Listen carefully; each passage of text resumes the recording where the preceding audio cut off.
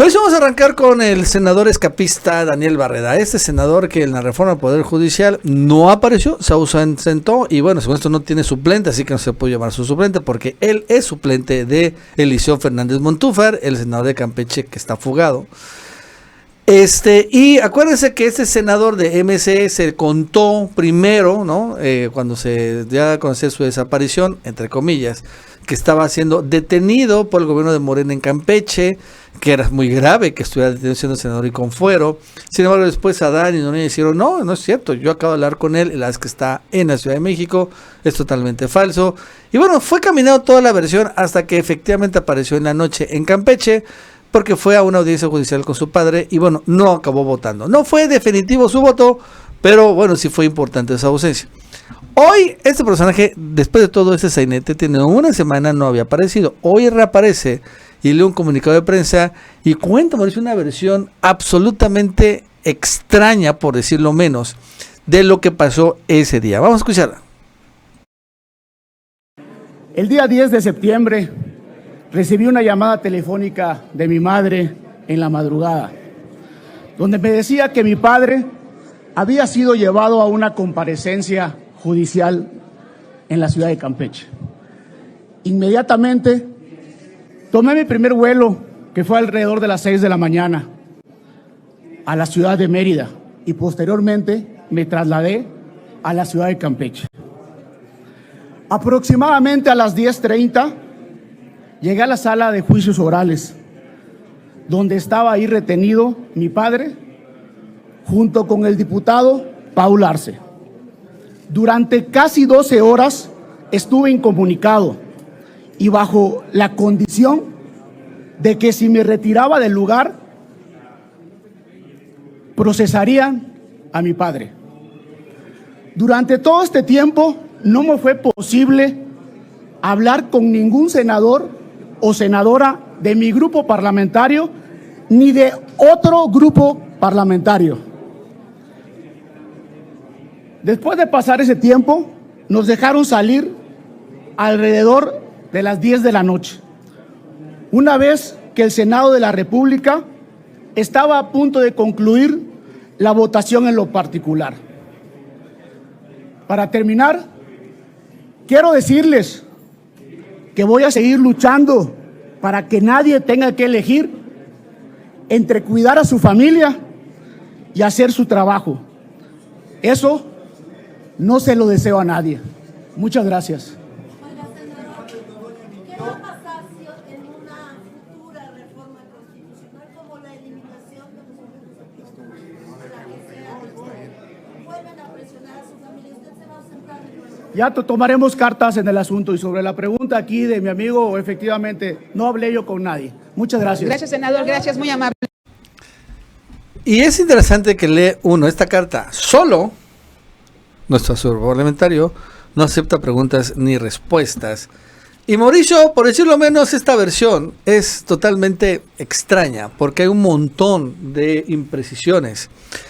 Bueno, y te voy a decir las primeras. La primera, Mauricio, es que dice que a las 6 de la mañana, bueno, en la madrugada le habla a su mamá que había sido detenido su papá. Eso sí fue cierto, ¿no? Al final entró la Guardia Nacional y lo llevó a la comparecencia en un juicio oral.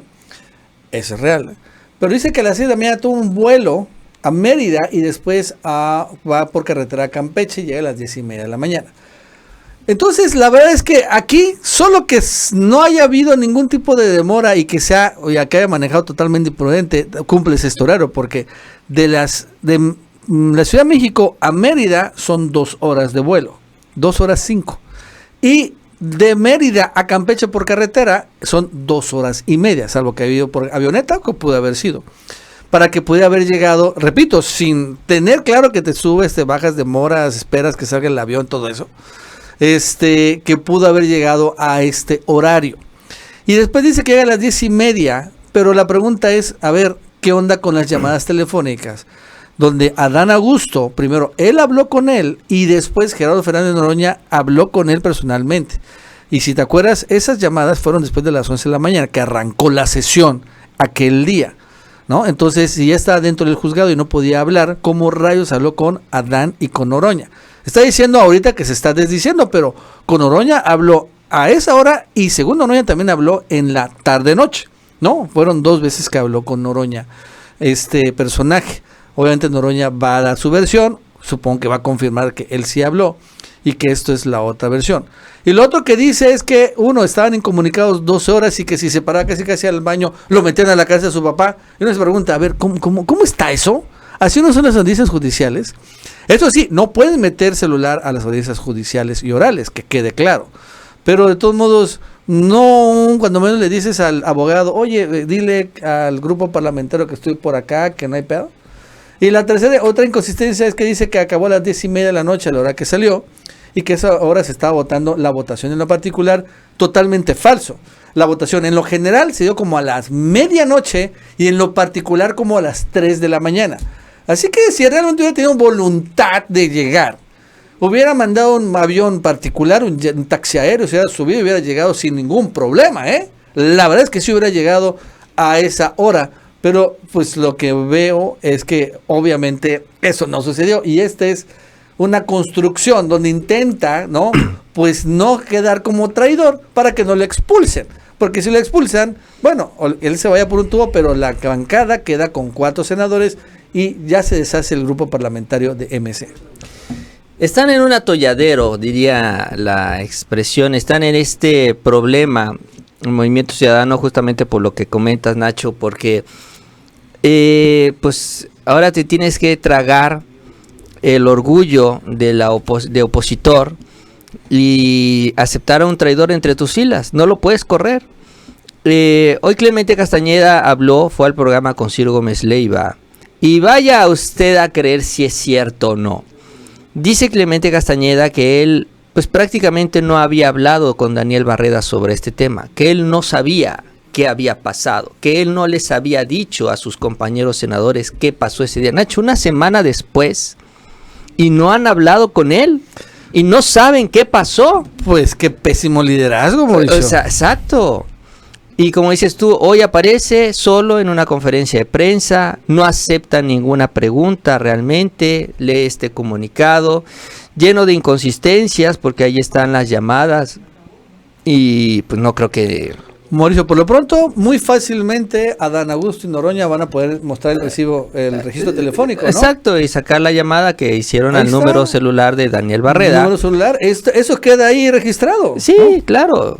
Y el otro tema también es por qué Daniel Barreda no dice cuál es el delito del cual se le acusó a su papá. Eso también lo tiene bien escondido. Cuando él sale en la noche de ese día de la votación, él dice, es que aquí estuve acompañando a mi papá por un asunto legal pendiente. O sea, entonces, al final de cuentas, no se le inventó un delito. O sea, sí tiene ahí un asunto legal. Y vamos a darle el beneficio de la duda a Daniel Barreda y decir, bueno, entonces, ¿qué? ¿Él está manipulando la justicia? Porque si él se quedó ahí, entonces consiguió la impunidad de su papá. ¿Utilizó su calidad de senador para que no metieran a la cárcel a su papá? ¿Eso fue lo que hizo? Porque lo correcto era que él no estuviera ahí y que la justicia siguiera su camino. Oye, que estoy inconforme con la justicia en Campeche porque los jueces están manipulados. Pues ve y vota por la bendita reforma al Poder Judicial que justamente va a llevar una limpia de los jueces federales y de los jueces locales. ¿No? Hasta le estás dando la razón a la Cuarta Transformación. Pero el punto es que su mensaje, pues que básicamente es para sembrar la idea de que hay represión en la Cuarta Transformación, pues es este grito desesperado del Movimiento Ciudadano de que su senador no aparezca como traidor ante la opinión pública, sobre todo quienes apoyan a la oposición, y con esto justifiquen que se mantiene en las filas del Movimiento Ciudadano y no lo tenga que expulsar como Marco Cortés, aunque la verdad es que ya con esa expulsión de Yunes, pues ya está el voto 86 garantizado, o sea, ya Barreda puede estar o puede no estar, y pues el voto de todos modos se va a tener. Entonces, pero pues está el asunto de que, como lo comentábamos al principio, Nacho, el tema de la bancada no se puede quedar con 4 y se lo tienen que fumar al señor y lo van a tener que apapachar y todo tipo de cosas porque ya se dieron cuenta que Daniel Barreda le gusta hacer acuerdos con la Cuarta Transformación, que fue lo que sucedió el día de la votación. Sí, es que también la oposición llegaron a este extremo de presionar, chantajear a sus propios legisladores, de que si se iban, los iban a linchar, los iban a golpear, ¿no? Y esto, o sea, el hecho de que senadores de oposición en el último momento abandonen su bancada y voten a favor del partido oficial es algo muy común. O sea, le sucedió al PRD y por ejemplo en FOAPRO, ahorita que estaba Cedillo, le sucedió al PRD que 2, 3 senadores, que ahí sí estaba más cerrada la votación del PRD, abandonaron la bancada, se perdieron en el baño y al final así salió el tema del FOAPRO. Es algo común, sucede, pero esta es la primera vez, ¿no?, que vemos que los partidos presionan al extremo a sus legisladores y entonces al final quedan exhibidos, como el MC en este caso, bien dice, está en un atolladero, de que si siguen y cumplen su promesa de expulsar, pues ellos mismos se dan un balazo en el pie. Como el PAN, expulsan a los Yunes, pero ahora ¿qué van a hacer con Veracruz y Boca del Río? Que son bastiones panistas, pues ya no son bastiones panistas. Ya tal vez se quede en el PT, no sé, no tenemos claro, y igual de repente se vuelve Morena, pero ya panistas ya no son. Entonces, y esos votos que le dio los Yunes, bien dijo Miguel Ángel Yunes Linares, aportó como 1 millón de votos al PAN, ya también se van a ir por un tubo. Entonces, ese es el problema también, finalmente, de este extrema decisión. En fin, bueno, otro tema el día de hoy, el Tribunal Electoral de la Sala Regional del Tribunal Electoral de la Ciudad de México acaba de regresar el triunfo a Alessandra Rojo de la Vega, la candidata ganadora en la alcaldía Cuauhtémoc, una vez que fue anulado por el Tribunal Estatal, el de la Ciudad de México, por violencia política de género. Vamos a ver a la magistrada presidenta de este tribunal. En los juicios de la ciudadanía, 2.297, 2.299 al 2.308. El juicio de revisión constitucional electoral, 235. Todos de este año resolvemos, primero, acumular los juicios referidos en términos de lo razonado en la sentencia. Segundo, revocar parcialmente la sentencia impugnada. Tercero, confirmar la declaración de validez de la elección, así como las constancias de mayoría otorgadas a favor de Alessandra Rojo de la Vega Pícolo y de la planilla de candidaturas a concejalías postuladas por los partidos PAN, PRI y PRD. Recordando que hace unos 2 semanas, ¿no?, fue anulada la elección por el tema de violencia política de género. Y miren, yo creo que Alessandra es no es la mejor opción, podría ser hasta peor que Sandra Cuevas. Pero la anulación por esta razón a mí nunca me cayó bien, ¿no? Nunca me cayó que utilizaran violencia política de género, porque son de estos temas que son totalmente abstractos a interpretación y que si ahorita Morena festejaba esta anulación, como sucede al PAN ahorita, eventualmente iban a aplicar la misma a hierro mata, hierro muere, y le iban a anular en el futuro una elección por esta misma circunstancia. Vaya, a mí el INE, el Tribunal Electoral, me sentenció de violencia política de género, a mí por un tuit ni siquiera fue contra diputados federales del PRI, sino fue un tuit hablando del tema de los PACs. O sea, a mí me aplicaron, yo estoy en la lista negra, Mauricio, ¿sabías? Ya confirmado. No puede ser candidato, entonces. Sí, ya la Sala Superior lo confirmó. Ah. Ya me lo confirmó. No le he comentado, pero me confirmó ya hace como 3 semanas. Por el tema de los PACs. Tema de los PACs. Entonces, ahí me doy cuenta que es total y tan absolutamente abstracto eso, que la verdad es que no puede seguir así. A mí sí me dio una barbaridad, aunque le quitaran al PAN el triunfo, era una barbaridad. Así que en ese sentido prefiero que Alessandra Rojo de la Vega sea la alcaldesa y que gane el PRIAN esa alcaldía, a que utilicen este argumento que se me hace muy banal y muy mezquino. Y bueno, pues al final hasta ni Obrador estaba de acuerdo por esa razón. Sí, es muy gelatinoso.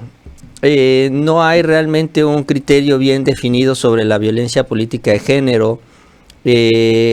Obviamente es un tema importante, ¿no?, en la discusión política y en nuestra sociedad en general, pero llegar al extremo de anular una elección con este argumento, pues como dices tú, Nacho, abre la puerta para muchas cosas. Aquí lo comentamos en su momento cuando efectivamente se anuló la elección por parte del Tribunal de la Ciudad de México. Todavía falta otra instancia, falta la Sala Superior del Tribunal Electoral. Ahí va a llevar todo este asunto Ricardo Katy Monreal. Entonces, pues falta por definirse también a ver qué decisión van a tomar por allá. Pero, pues sí, Nacho, es que este argumento es tan subjetivo que con cualquier decisión arbitraria se pueden anular elecciones.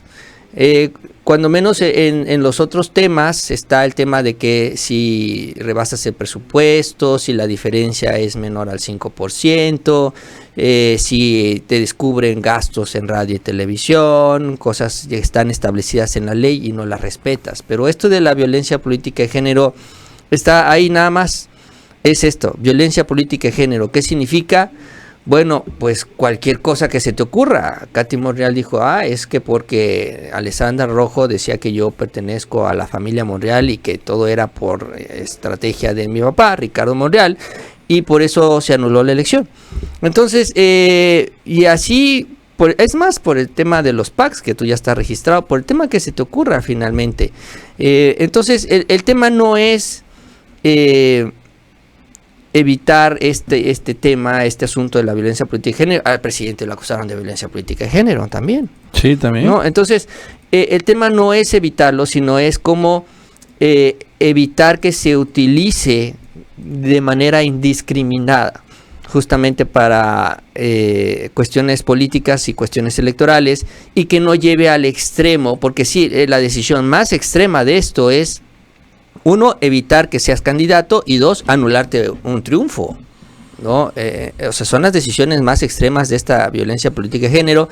Y pues bueno, te digo, la última palabra la tendrá el Tribunal Federal Electoral, que no podrás entrar jurisprudencia, o cuando menos lo podrá hacer, si tú perteneces a una familia política y sacan a tu familia en el debate electoral. O sea, entonces pues ya no puedes hablar de los familiares si están en la política. O sea, también es algo absurdo, ¿no? O sea, es como, regreso al tema de los PACs, Nacho, porque es igual de absurdo, pues, también esta acusación que te cayó a ti y les cayó a otros también.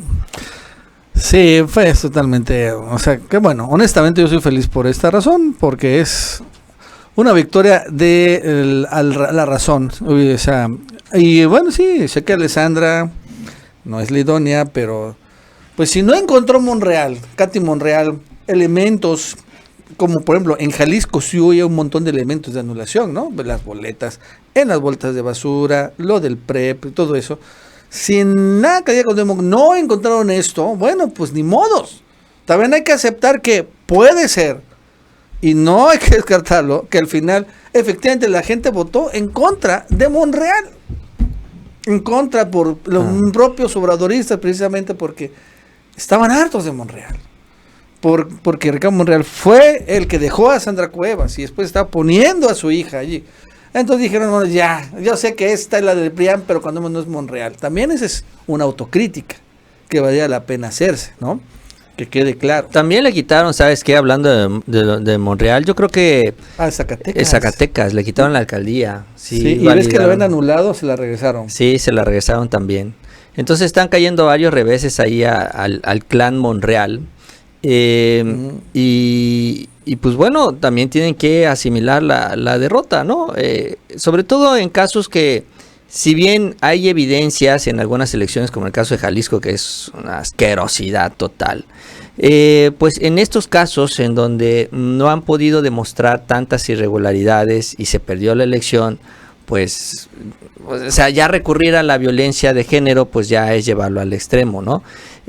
Pero bueno, vamos a esperar qué es lo que dice el Tribunal Electoral en la Sala Superior, que todavía falta esa instancia, ¿no?